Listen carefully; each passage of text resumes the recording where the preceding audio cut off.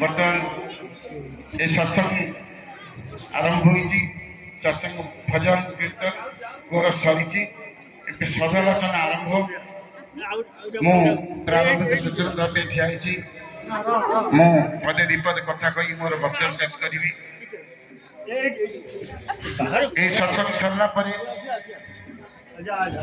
गोटे सर गोटे 15 सांस्कृतिक कार्यक्रम अच्छी दिन 2टार पिला गोटे नाटक परिवेशन अच्छी मई क्षण क्षण के आन समस्ते नाटक उपभोग करेंगे दिन 3टार दीपवर्स मीटिंग अच्छी दीपवर्स अनुभूति माँ और भाई मैंने अप टू संध्या 5टा जाए कहे तापर संध्या प्रार्थना समय 5टा प्रार्थना हेब सम्मत प्रार्थना तापर भजन कीर्तन तापर उत्सव उद्यापन हम यहाँ आज ये सत्संग परिचालन करध्यक्षता कर आम सप्रतिनिधि नृसिंह बेहरा दादा अच्छा सप्रतिनिधि ध्रुवन दादा तापर अच्छा आमर जनार्दनपुर सभापति रवीन्द्रनाथ प्रधान दादा तापर आउ जन दादा अच्छा समस्त को ना नहीं करनी मु मोर वक्तव्य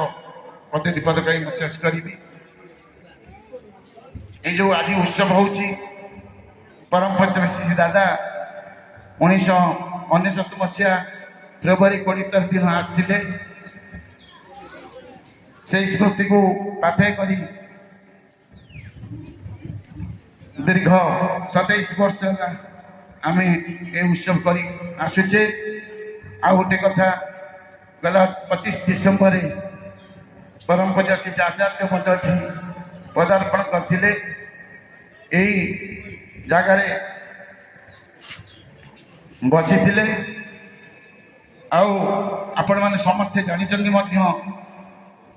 से आचार्य कहते मोर इच्छा हो जगार शोई पड़ा इच्छा होनी जावाई गला बेले कहीगले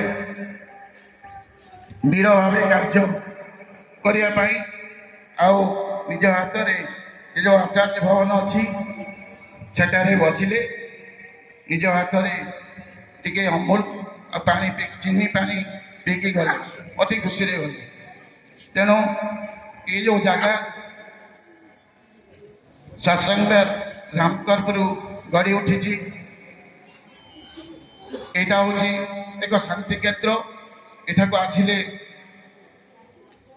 मन जी जो समस्या नहीं आसी थाए ये सत्संग द्वारा आसिले तार समाधान यही ही पाई जाए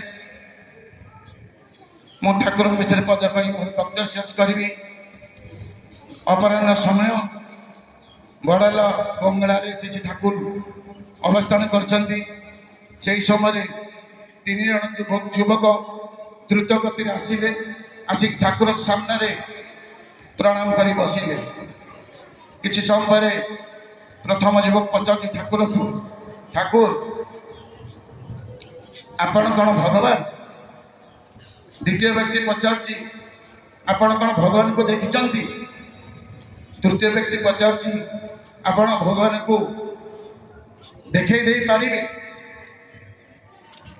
से ठाकुर स्नेह भरा नयन चाहिए किसी समय हसी हसी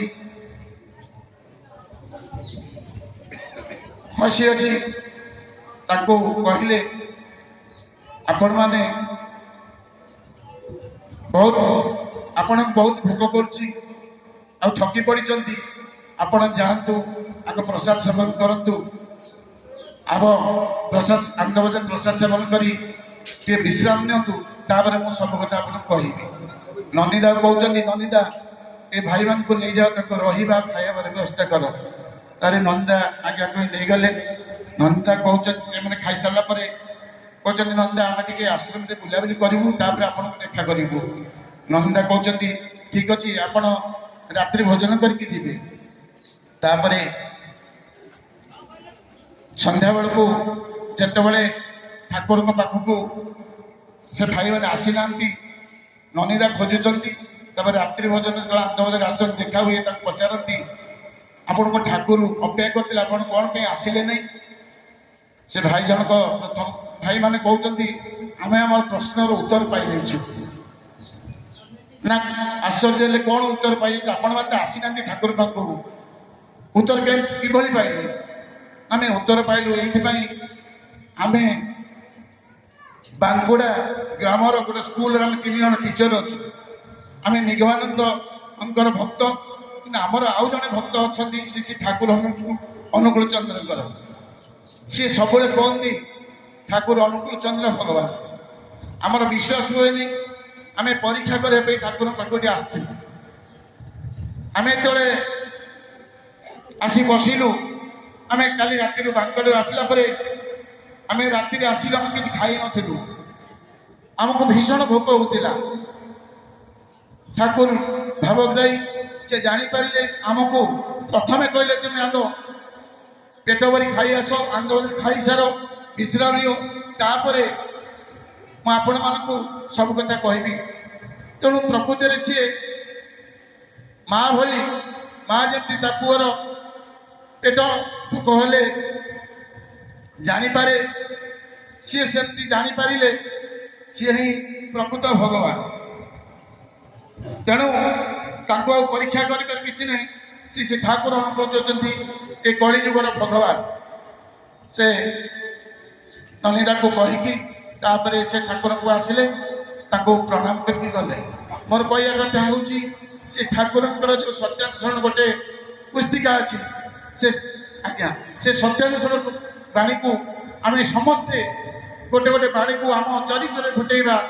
ଠାକୁରଙ୍କ ଅଛି ଯେଉଁ ଆପନି ଆଚରି ଧର୍ମ ଜୀବନରେ ଶିଖାଏ, ଖାଲି ଆଚରଣ କଲେ ଆଚରଣ କରିବା, ସେଇଟା ଆପନି ଆଚରି ଧର୍ମ ଜୀବନରେ ଶିଖାଏ। ଆମ ଆଚରଣ ଶୁଦ୍ଧ ହେବା ଦରକାର। ଉଚ୍ଚାରଣ ଆଚରଣ ଯଦି ଶୁଦ୍ଧ ହେବା, ତାହେଲେ ଆମେ ଜଣେ ଠାକୁରଙ୍କର ଗୋଟିଏ ମନ ଲାଖି ମଣିଷ ହୋଇପାରିବା। ଠାକୁରଙ୍କ ଅଛି ଆପଣା ମଣିଷ ଟଙ୍କା କର, ଯେତେ ପାରିବ ମଣିଷ ଧର। ସେ ପ୍ରତ୍ୟେକ ମଣିଷକୁ ଭଲ ପାଉଥିଲେ, ଜୀବଜନ୍ତୁକୁ ଭଲ ପାଉଥିଲେ। ଏ ସତ୍ସଙ୍ଗ ହେଉଛି ମ୍ୟାନ୍ ଫ୍ୟାକ୍ଟ୍ରି, ମଣିଷ ତିଆରି କାରଖାନା। ଆମେ ମଣିଷ ତ, ତାହେଲେ ମଣିଷ ତିଆରି କ'ଣ? ଠାକୁରଙ୍କ ପାଖରେ ମଣିଷ ତିଆରି କାରଖାନା। ଠାକୁର କାହିଁକି କହିଲେ ଆମର ଆପନି ଆଚରି ଧର୍ମ ଜୀବରେ ଶିଖାଏ, ଆମର ଜୀବରେ ଶିଖାଏ। ଆମର ଆଚରଣ ଉଚ୍ଚାରଣ ଠିକ୍ ହେବା ଦରକାର। ଏଇଠାରୁ ଆମେ ଶିଖିବା ଠାକୁରଙ୍କ ଆଚରଣ, ଠାକୁରଙ୍କୁ ଧରି ଆମେ ତାଙ୍କର ଯଜନ ଯାଜନ ଇଷ୍ଟ ବୁଦ୍ଧି ସ୍ୱସ୍ତି ଦାତା ଗୁଡ଼ିକୁ ଗୋଟାଏ ଗୋଟାଏ କରିବା, ତାହେଲେ ସୁଖ ଶାନ୍ତି ଆନନ୍ଦରେ ରହିବା। ମୁଁ ମୋର ଏଠି କହି ମୋର ବକ୍ତବ୍ୟ ଶେଷ କରୁଛି। ଜୟ ଗୁରୁ।